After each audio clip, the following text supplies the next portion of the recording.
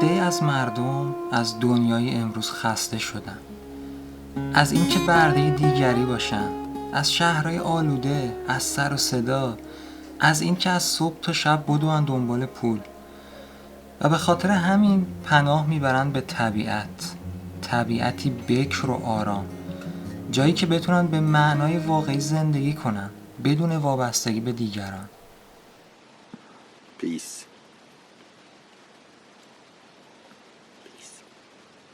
A piece of peace.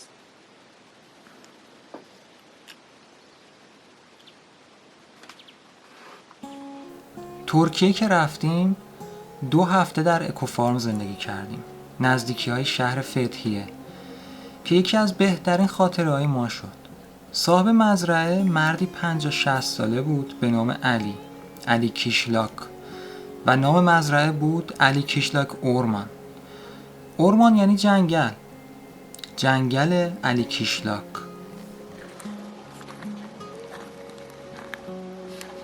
Bonjour. Bonjour. Good morning.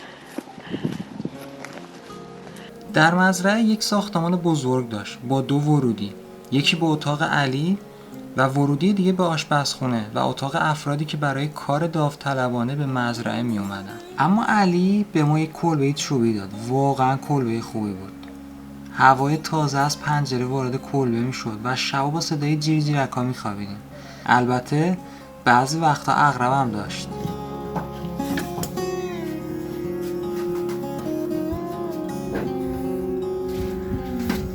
در مزرعه یک ساختمان دیگه هم بود، حمام و توالت. آبش با آب گرم‌کن خورشیدی گرم می‌شد و حتی اگر شب سرد می‌شد اما بازم روز بعد آب گرم داشتیم. خانه اصلی هم همه امکاناتی داشت، لباسشویی، ماشین ظرفشویی، وای فای، چیزی کم نداشت. مزرعه و امکاناتش و غذا و جای خواب همه رایگان بود، اما در عوض باید روزی 5 ساعت کار می‌کردیم.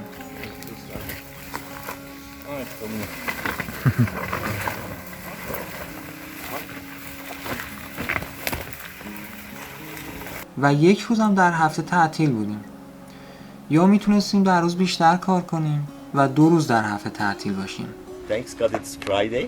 It is our free day today. We are not working. Ha ha ha ha. My chance, seriously. The nature is in holiday today. Yeah.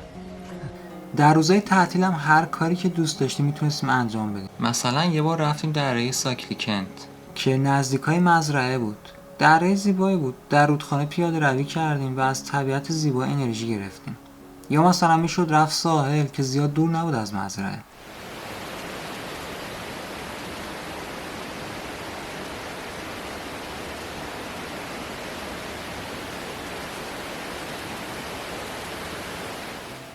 این 2 هفته‌ای که در مزرعه بودیم اینقدر آرامش داشتیم، اینقدر شاد بودیم که دیگه دوست نداشتیم جایی بریم. اصلا فراموش کرده بودیم مشکلی هست در دنیا. حتی حیوانات مزرعه هم آرامش داشتن. 2 تا سگ بودن اونجا، یکی اسمش اصلان و دیگری اورمان. و یک گربه سفید خیلی خوشگل هم بود که تازه بچه به دنیا آورده بود.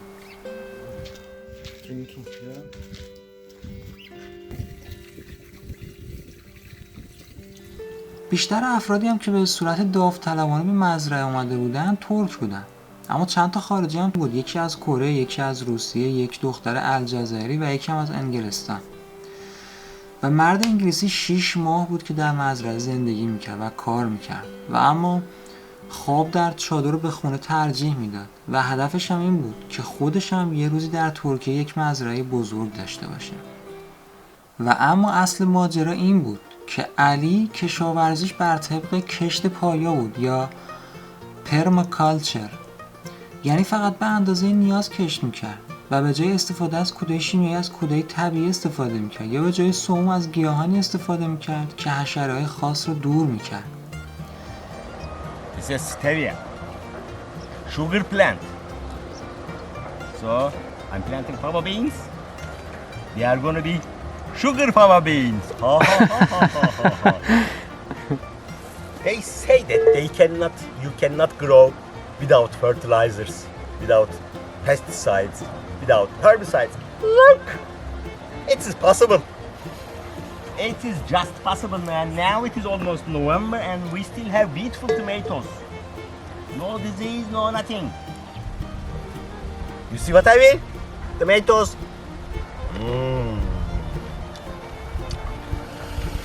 Fresh.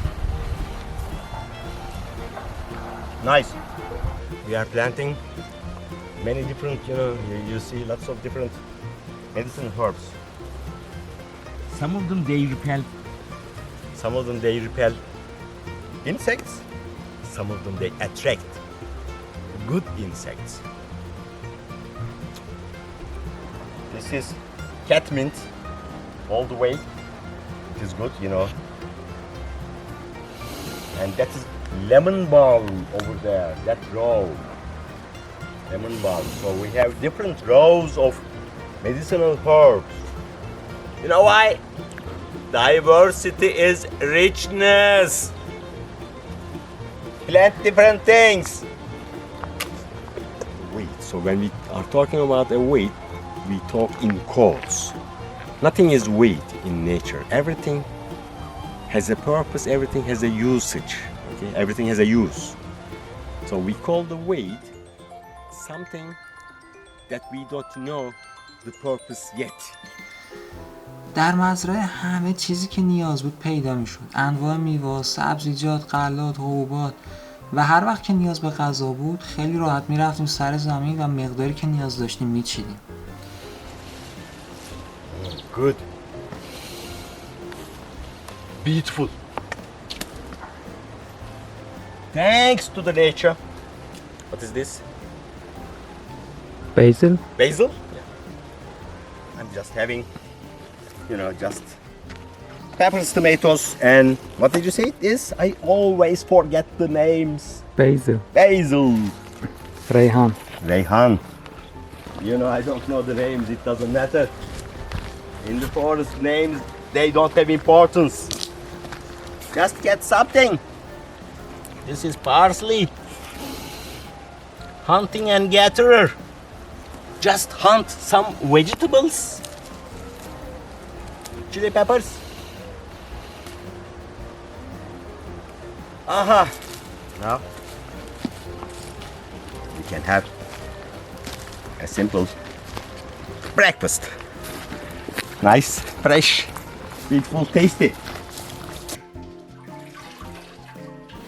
معمولا علی خودش صبحانه و نهار درست میکرد و بیشتر کسایی هم که به مزرعه اومده بودن گیاهخوار بودن. Olive oil. Cold press.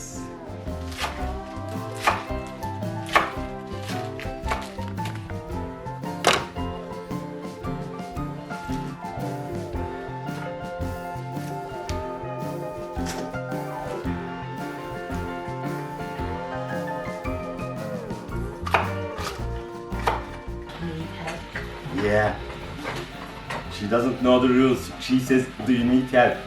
We don't ask that question here. That question is forbidden. May I help you? No.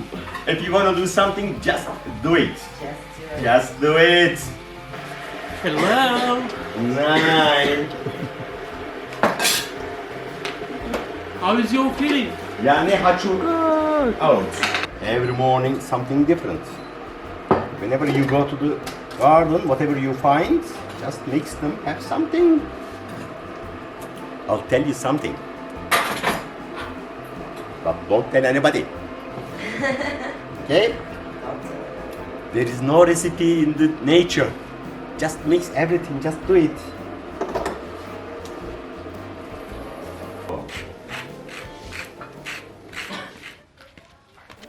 و اما از بهترین زمانهای روزمون صبحانه و ناهار بود که می نشستیم زیر درخت کاج روی صندلی‌های چوبی دور میز چوبی و به کوه‌ها نگاه می کردیم.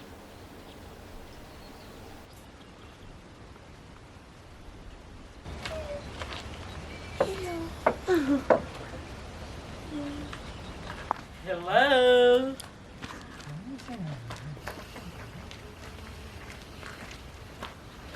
روغن رو از زیتونای خودشون میگرفتن به روش کاملا طبیعی و اونجا بود که ما فهمیدیم زیتون یعنی چی.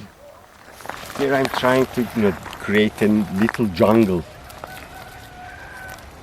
I have apricot trees, some herbs, rosemary, and some oranges, some white trees, no fruit trees, some Russian olive, blah blah. Everything is going to be mixed.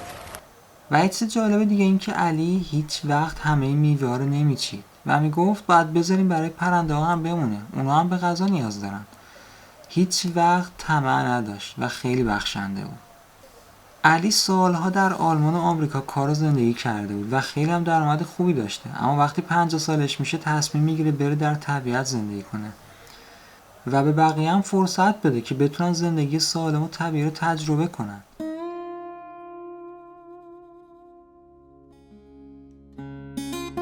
بعد از اون 2 هفته ما فهمیدیم اصلا از زندگی در شهر خوشمون نمیاد. دوست داریم با صدای طبیعت زندگی کنیم، نه ماشین. صبح که از خواب بیدار میشیم کوه و درخت ببینیم، نه ساختمان‌های بلند.